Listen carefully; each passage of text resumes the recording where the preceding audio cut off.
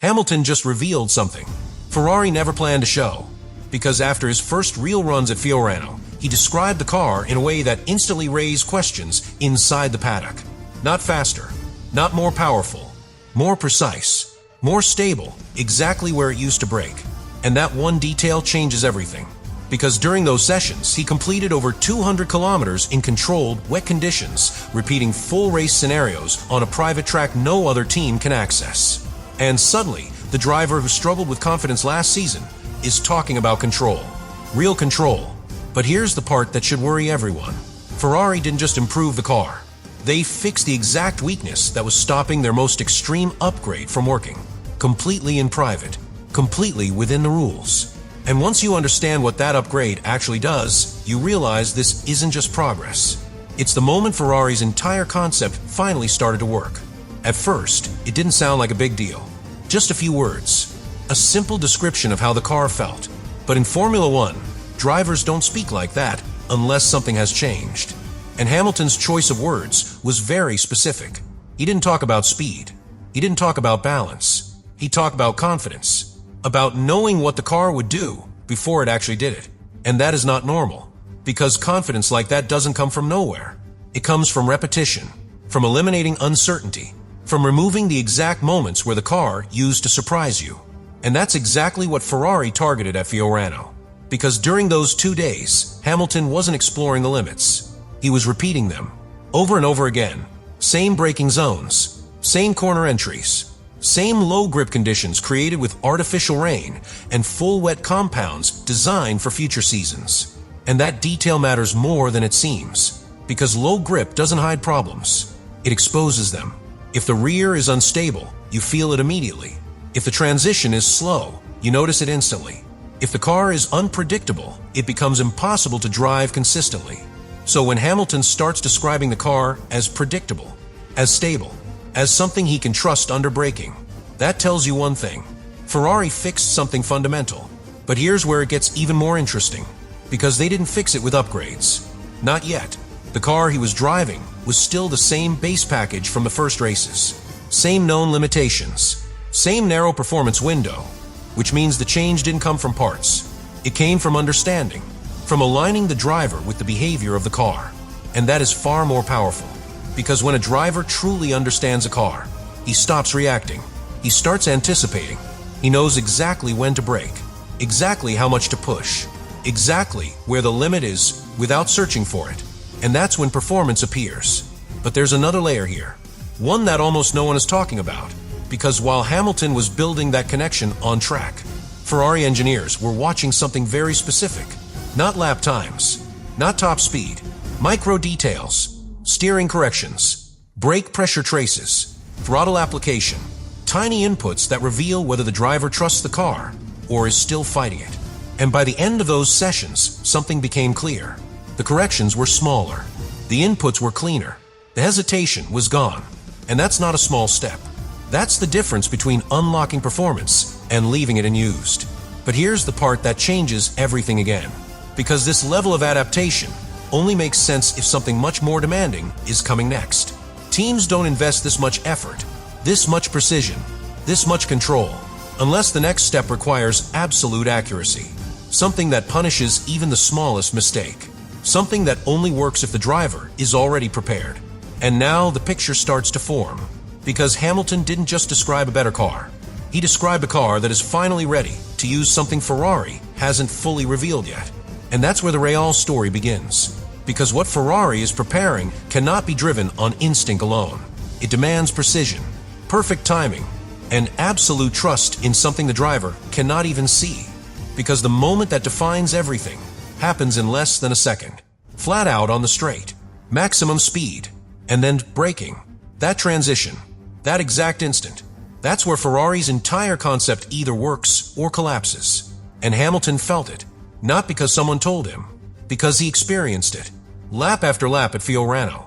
Because when a car changes its aerodynamic state between straight and corner, when it goes from almost zero drag to maximum downforce, the driver has to commit before the car fully reacts. He has to believe the grip will come back, before it actually does. And that is not natural. That is learned, built through repetition, through failure, through correction, until there is no doubt left. And this is exactly what Hamilton was describing, without saying it directly. A car that now gives him that confidence, that predictability, that feeling that the rear will be there exactly when he needs it. And that points to one thing: the transition has been fixed, or at least controlled. Because in the first version of Ferrari's concept, that was the weakness, the delay, the instability under braking, the moment where the rear felt disconnected, and that's why they never fully used it. But now, something is different, because if Hamilton can trust the car in those conditions, if he can push without hesitation, then that entire system becomes usable, not just in testing, in racing.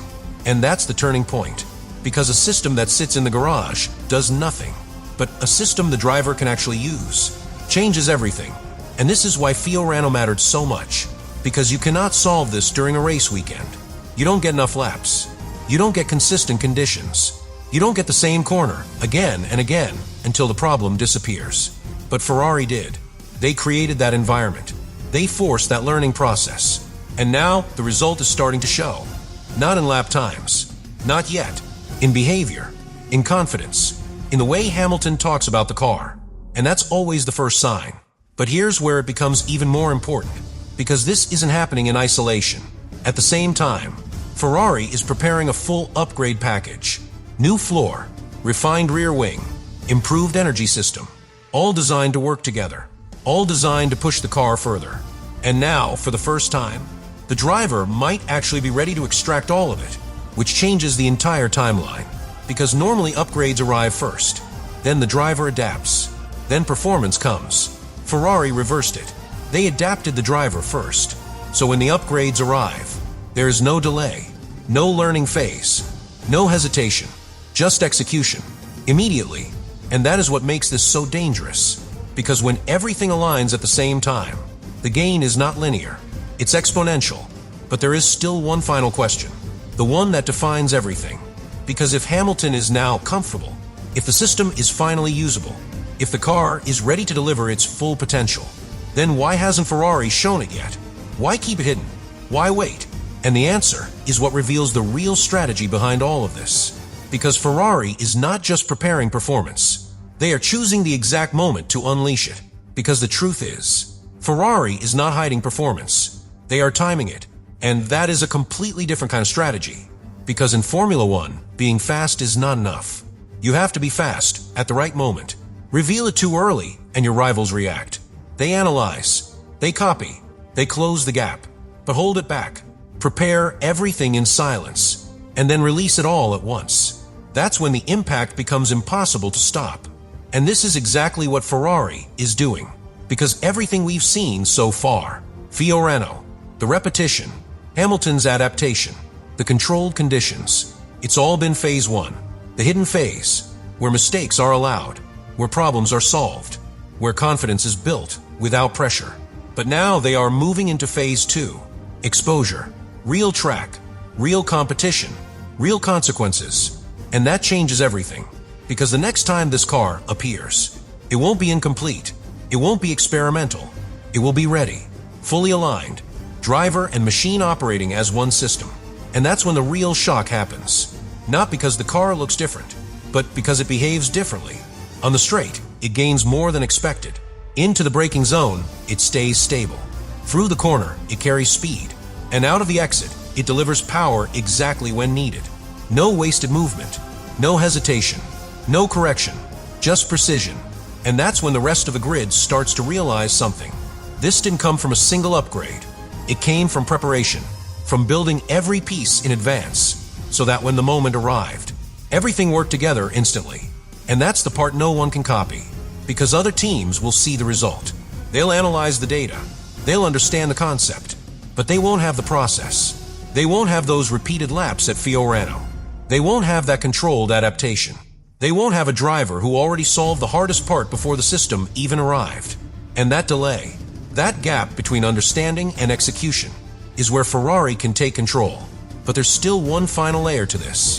Because even with all this preparation, even with the driver ready, even with the system working, there is one thing Ferrari cannot simulate: chaos, dirty air, traffic, pressure, changing conditions. the unpredictable nature of a real race. And that is the final test, because perfection in isolation means nothing if it breaks under pressure. So now everything comes down to one moment, one race weekend, where all of this leaves the controlled world of Fiorano and faces reality.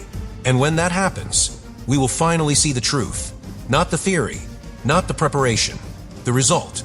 Because if Ferrari's timing is perfect, if Hamilton's adaptation holds, if the system performs under pressure, then this won't look like an improvement. It will look like a jump, a sudden shift in performance that no one saw coming. And by the time the rest of the grid understands it, Ferrari won't be preparing anymore. They'll already be ahead.